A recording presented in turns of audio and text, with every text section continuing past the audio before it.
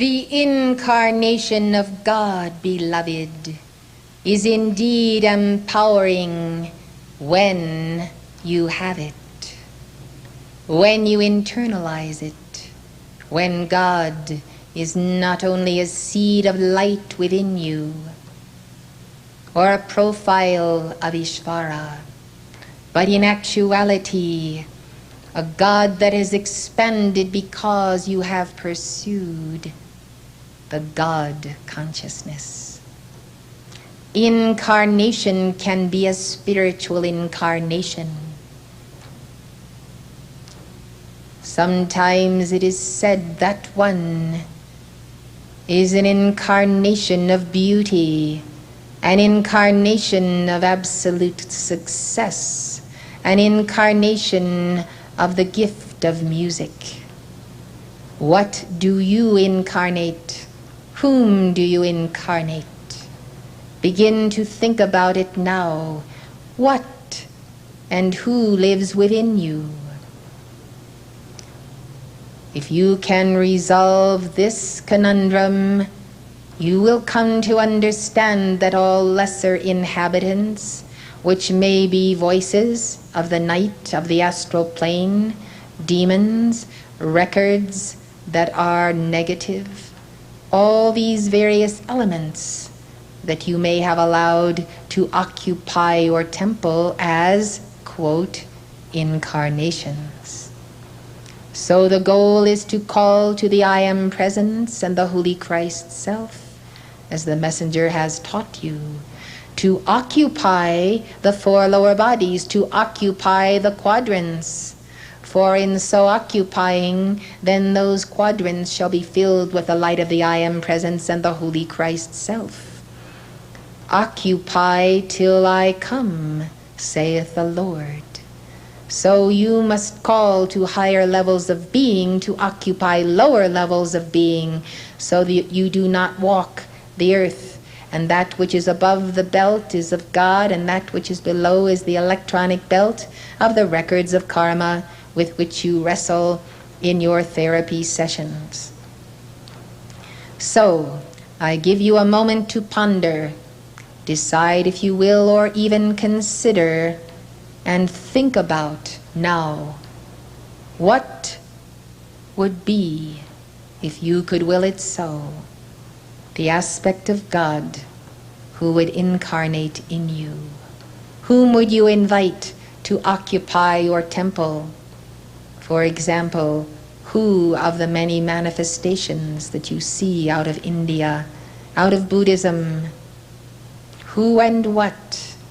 What vibration? What master?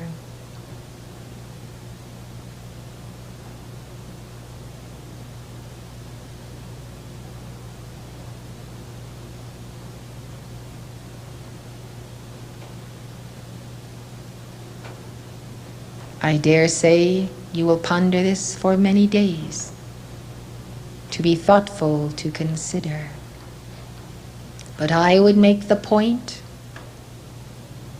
that since you seek empowerment to work the works of God in the earth, and that the incarnation of an aspect of God in you is key to that you would see to it that in the service you would render and the empowerment you would receive, that you have enthroned God in your temple and cast down all idols of the self. And as that incarnation is adored by you in the path of devotion, so in that path of devotion,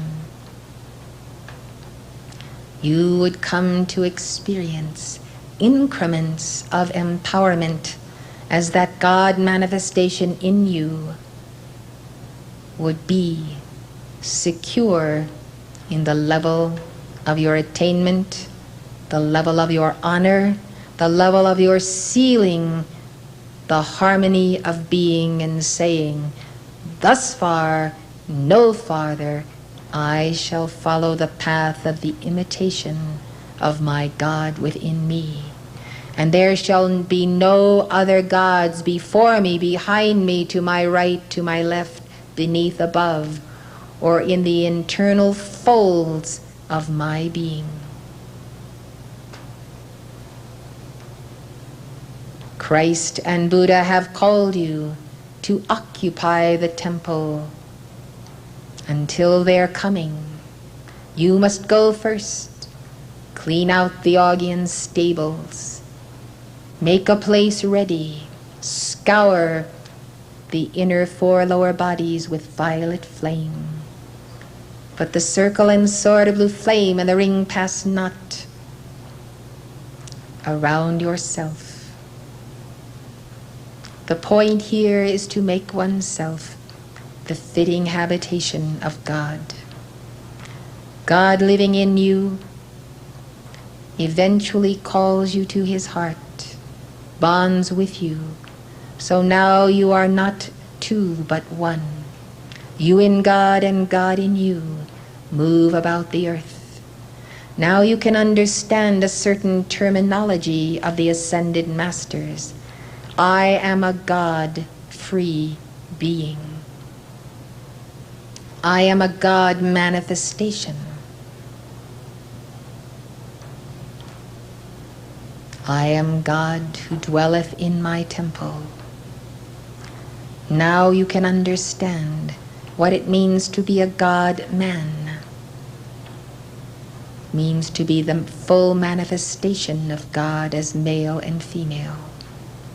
These temples were once inhabited by your Holy Christ Self, with the exception that these were bodies of a higher vibration that sustained immortality. Thus you could walk the earth as immortals and as gods. Understand then the right use of that term, as gods. As God, apostrophe S, meaning as belonging to God. As gods in the plural. For when you are an extension of God, and God is individualized and indwelling in you, then you partake of that God. And you are no longer a human, but a God-man. When you understand this properly, you will see it is not idolatry, but it is the logical succession of whence, how, and whither. Who am I? Why am I here? Surely not to be a mortal forever, but someday very soon to put on the garments once again that I lost of my immortality. I commend you then to contemplate the inner God, to remember the teaching of Christ. Do not look for the kingdom here and there, but look, for the kingdom of God dwelleth in you. The consciousness of God dwelleth in you. I desire that you should note the power of the diamond and the fiat Vajra. The greater the momentum of godliness within you, the greater the power of your spoken word to send forth the thunderbolt with the word Vajra. I am the VAJRASATTVA. When you give that name Vajra, I also am a part of it. And once again you see the Eastern teaching that even the Vajra, the spoken word of the thunderbolt, is personified being as God. So I give you this thunderbolt, this Vajra, but I tell you the condition. Use it in love. Use it in purity. Never, never use the powers of God to destroy your enemies, for you will immediately be stripped of all power should you do so. Never use the name of God or a fiat or a mantra when you are not in harmony, not centered in love and wisdom and the will of God.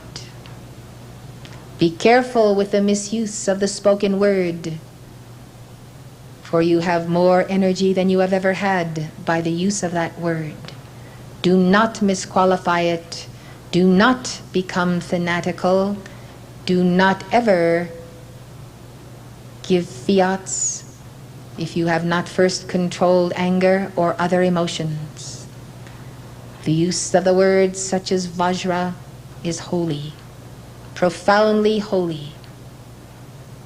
For you to use it, beloved, I am taking a calculated risk, a risk in so giving it to you.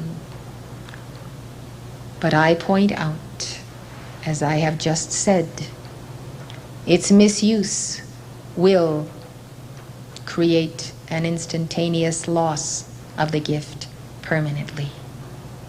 Therefore be sparing, and when you are exalted in your mantras and prayers to God, and you are aloft in the music of the spheres, begin with a quiet Vajra. Begin it within the soul and in the heart, and whisper it, Vajra, Vajra. Test it. Hear the sound, feel the sound. Use it gently until you know, when you know you are out of control or in control, and therefore able to use it. Since people become upset very quickly and often for no good reason, and emotions run high, I recommend that you use standard decrees to deal with those energies, and save your Vajra for those moments of bliss in God, whispering, then softly, then more strongly, but never really shouting. I tell you this, beloved, because the diamond of this thunderbolt is able to shatter centuries of layers of karma that must be broken up as you would break up hard substance. Earth needs a shake-up. It also needs a shakedown. Know then that we come to accelerate this planetary change on behalf of all who have spoken today and at this conference.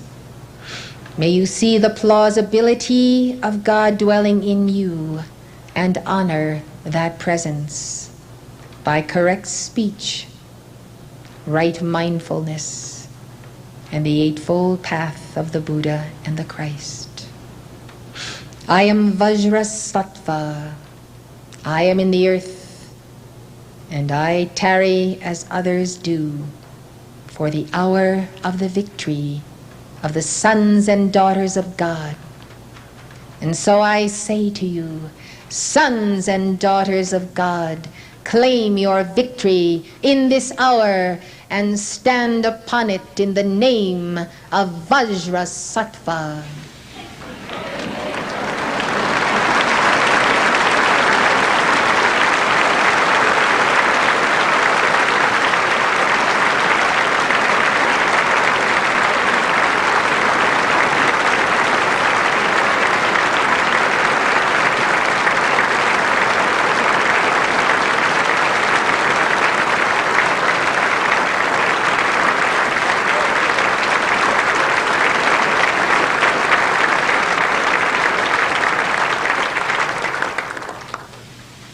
I thank you for your wonderful presence, allowing me to deliver these teachings, and I thank the Darjeeling Council and the entire spirit of the Great White Brotherhood for the presence of these beloved masters with us.